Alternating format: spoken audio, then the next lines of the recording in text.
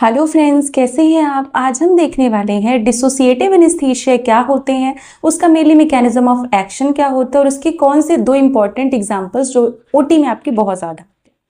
So mainly dissociative anaesthesia के बारे में आपने सुना ही होगा। तो ये मेनली एनेस्थेटिक्स कैसे होते हैं, drug that cause the patient to feel disconnected और unaware of the surrounding. That means ऐसा पेशेंट जिसके आप डिसोसिएटिव एनेस्थीसिया यूज कर रहे हो, ऐसा नहीं है कि उसकी सारी चीज लाइक उसकी आंखें भी ओपन रहेंगी, बस आपको ऐसा फील होगा कि वो एनिमल नॉर्मल सराउंडिंग से डिसकनेक्ट कर गया है और आपको ऐसा फील होगा लाइक वो ड्रीम लाइक सिचुएशन में दूसरी दुनिया में जा चुका है, ऐसा आपको फील होगा। और उसके जितने भी, जैसे आप एक आई के केस में देखोगे तो आई उसकी ओपन रहेगी और आपको प्यूपिल भी काफी ज्यादा डायलेटेड दिखेगा। और दूसरी चीज, उसकी बॉडी में जो पोस्चर होगा काफी रिजिड पोस्चर होगा। इसमें जो आप मेनली देख सकते हो तो आपको मेनली ऐसा फील होगा कि नॉर्मली हमारे इन्वायरमेंट में कुछ भी चीज होती है तो हम उसके लिए रिस्पॉन्स करते हैं, बट ये एनिमल या फिर किसी भी आप ह्यूमन में भी यूज कर रहे हो डिसोसिएटिव एनेस्थीसिया, तो अगर हम एनिमल में यूज करें तो आपको ऐसा फील होगा कि वो अपने सराउंडिंग से और इन्वायरमेंट से पूरी तरीके से डिसकनेक्ट कर चुका है। दैट मीन्स उसका नॉर्मल कनेक्शन जैसा होना चाहिए, इन्वायरमेंट में कुछ भी हो रहा है जैसे वो नॉर्मली रिस्पॉन्स करता था उससे वो डिसकनेक्ट कर गया। तो ये होते हैं अपने डिसोसिएटिव एनेस्थीसिया।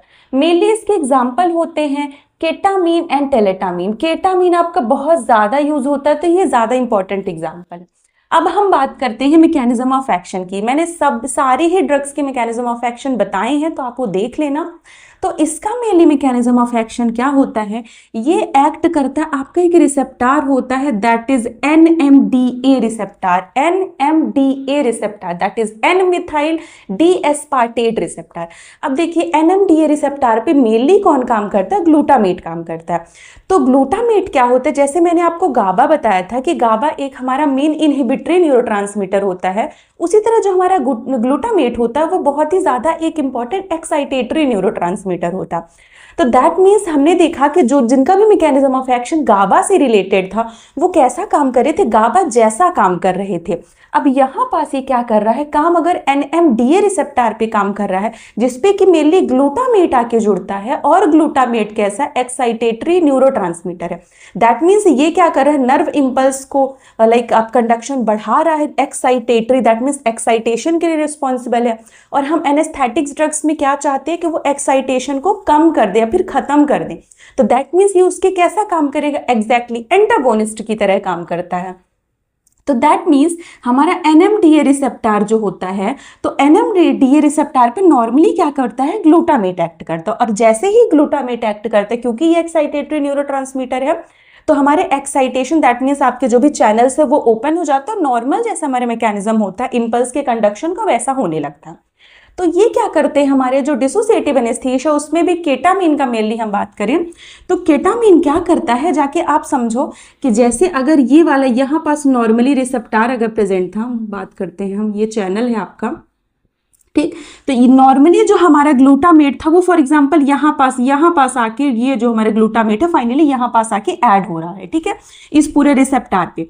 तो ये क्या करता है, जो हमारे जो डिसोसिएटिव एनेस्थीसिया होते हैं वो ऐसा नहीं है कि जाके उस जगह पे जुड़ जाएंगे जहाँ पे कि ग्लूटामेट जुड़ रहा था, एग्जैक्टली वैसा काम नहीं करते, ग्लूटामेट की जगह पे जाके नहीं जुड़ते हैं।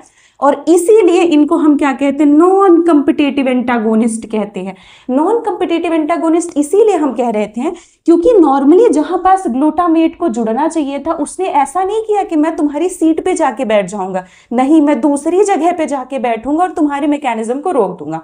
दैट मीन्स ये क्या करते, bind inside the open channel pore, और इस तरीके से जैसे ये चैनल है आपका, ये चैनल की ओपनिंग होती है, यहाँ पास जाके कहाँ ये जुड़ जाते हैं आपके डिसोसिएटिव एनेस्थेटिक, लाइक हम केटामीन का एग्जांपल लेते तो ये यहाँ पास जुड़ जाते हैं और नॉर्मली जैसे चैनल की ओपनिंग होनी चाहिए थे उसको रोक देते हैं। इसीलिए इनको हम नॉन कम्पिटिटिव एंटागोनिस्ट कहते हैं। बहुत ज्यादा इंपॉर्टेंट, आपके ओटी में भी आने के चांसेस बहुत ज्यादा हैं।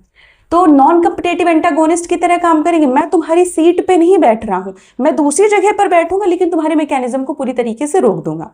तो इस तरीके से हमारे काम करते हैं डिसोसिएटिव एनेस्थीसिया। मिलते हैं नेक्स्ट वीडियो में।